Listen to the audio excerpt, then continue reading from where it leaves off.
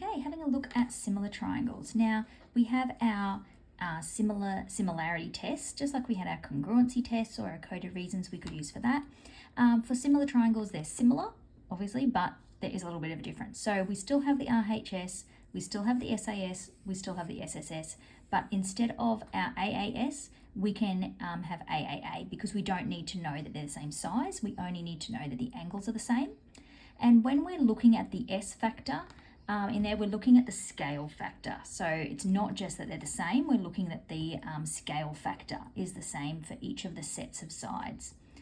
So looking at our first one, we have our triangle ABC and DEF. So we can see they're right angle triangles. We've got two sides on there, so we think we should be pretty confident it's going to be RHS, but we need to check those sides are in the same scale factor.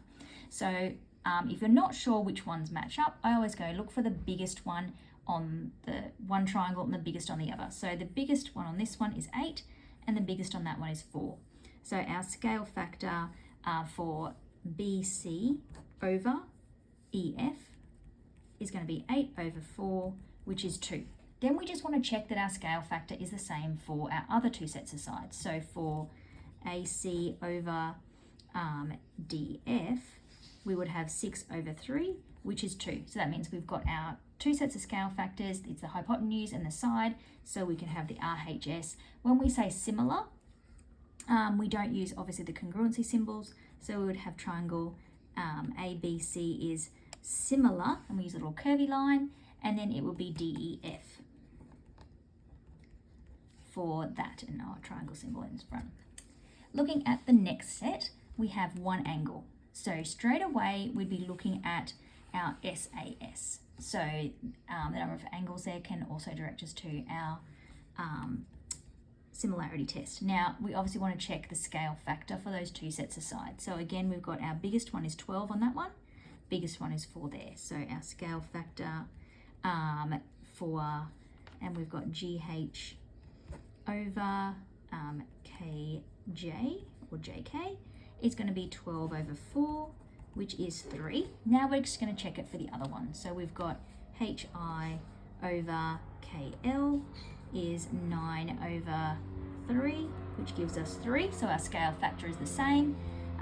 Therefore, triangle GHI is similar to triangle, and we just need to make sure we get our order right. So JKL for that triangle. The next one, we don't have any angles. So the only one we can be using up here is the SSS. So we need to check the scale factor for all three matching. So again, this is where you might go, well, 4 is the biggest here. What's my biggest over there? 6. So we've got scale factor. Sometimes it's easiest to do the bigger number divided by the smaller number. So I'm just going to go my QR over NO is 6 over 4. That gives me 1.5. Then if I do my next biggest, so my next biggest is 4.5 and 3. So that is my PR over MO, which is 4.5 over 3, which again is 1.5.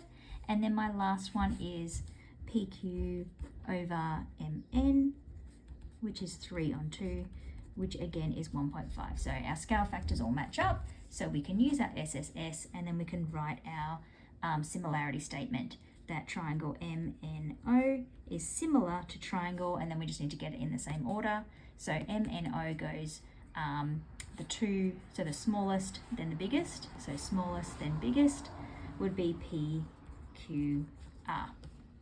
Always checking that you get your letters in the right order.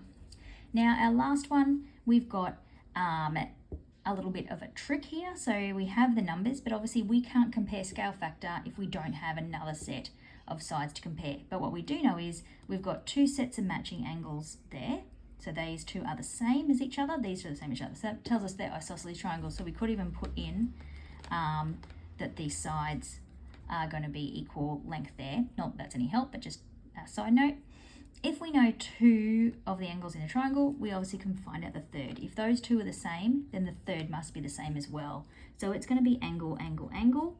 And so we can say that angle, and I obviously haven't even put any letters on there. So what are we up to? S, T, U, V, W, X. So I can say that angle S is equal to angle V. I can say that angle U is equal to angle X, and therefore angle T is equal to angle W, because I know that, therefore it's the angle, angle, angle, and we can say that triangle STU is similar to triangle VWX there. And that's it.